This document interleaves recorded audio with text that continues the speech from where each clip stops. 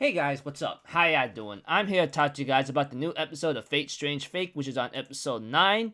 This episode right here was actually very action-packed crazy, but what's even worse is that we get to see more of Aclides or Heracles' power now. Combining with that, we get to know Jack the Ripper's power too, which I really hope that's not really his full strength, but that has yet to be determined. But if that is the case, then he is literally in a messy, bad situation. So, if anything else, let's just get this started right away. We get to see that Aclides or Heracles shows up and says he's here to kill the master or Subaki. And of course, the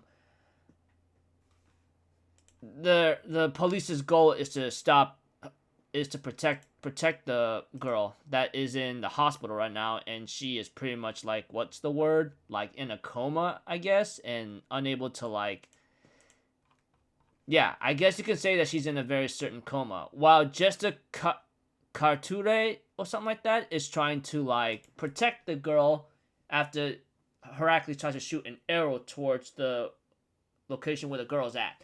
But we had to it. Jack the Ripper jumps in and decides to take on Aclides Heracles. We know his power is to have multiple people of him, of that certain person. All I could say is one is created, but the other one is destroyed, but another one replaces it. I don't know how to say it. I guess one of his abilities, if I had to say it, is cloning. I guess that's one of Jack the Ripper's possible noble phantasms.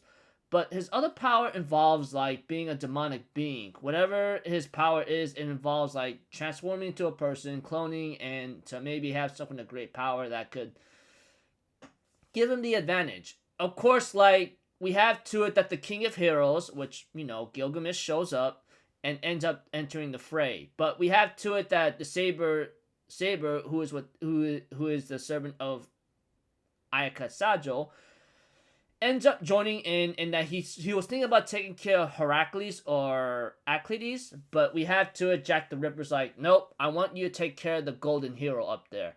I'll take care of the guy down here, which I don't know if that was a good idea, because this is where it turns really south for Jack the Ripper, which I will get into just a moment. We have to it that the Saber decides to take on Gilgamesh in a one-on-one fight. Well, of course he was told to do so, because he's like, hey, I want you, he was told by Jack the Ripper, just take care of the guy that's in the sky, because this one will be mine to feast upon. Other than that, I guess, Saber, whose personality is one of a kind, or depending on your point of view, could be annoying, ends up having to provoke Gilgamesh in a way, even though it's not his intentions. Or is it? Who knows? I mean, we don't really know what a servant's real personality or mind thinking until we get into a closer look, which, like I said, I don't know much about what the guy's thinking entirely. Whatever the situation presents itself, we have to it that eventually that Gilgamesh decides to test the Saber with a lot and getting ready to possibly kill him. But it looks like to me, Saber's like, oh man, it looks like I really ticked him off this time. Now, when it comes to the fight between Jack the Ripper and Aclides, it looked like Jack the Ripper could stand a chance against a divine hero, but unfortunately, this becomes a total game changer, because the moment the Aclides manages to stop him with one hand, he decides to somehow pillage his noble phantasm. In other words, steal it from him. And Jack the Ripper's like, dude, you did not just steal my noble phantasm, did you? And then Heracles is like, well, I'm just doing how I do things. But your power is very interesting, so I'm taking it for myself. By that time, John, who apparently is this kind of guy who wants to be that bravery kind of person, Aclides commends his bravery, but you're pretty pitiful, and he kills him away with one backhand, with one punch, and then his neck is twisted 180 to 360 degrees. I'm like, whoa. Damn. And of course that is to be expected, because facing a servant as a human, you're pretty much asking to die. But other than that, that's how the episode ends off on.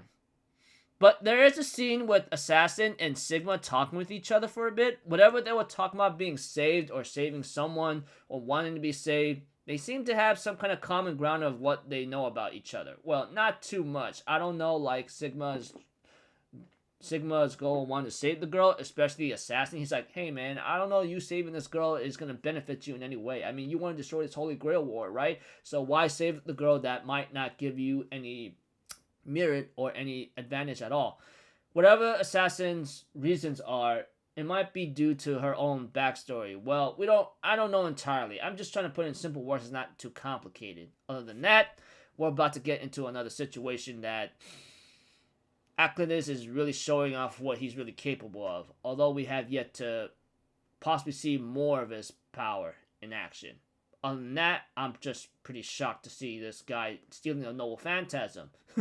I'm like, wow, dude, crazy stuff. Other than that, yeah, action-packed episode. Aclidus and Jack the Ripper, and then Saber of Ayaka Sajo, and Gilgamesh showing up. He's like, hey man, let me join in the fray.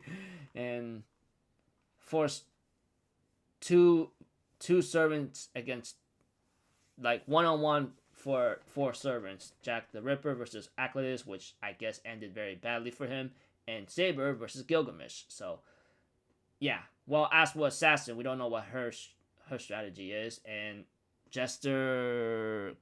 And as for the Jester guy, as for Jester Carture, whatever he's doing, he wants to protect the girl, but it looks like he has his own goals to have her alive, whatever the situation. So, until then, I'll see you guys later. I'm Alphazito. Have a good day. I'll see you guys next time, alright? Peace out. Bye-bye. Toot-toot-toot!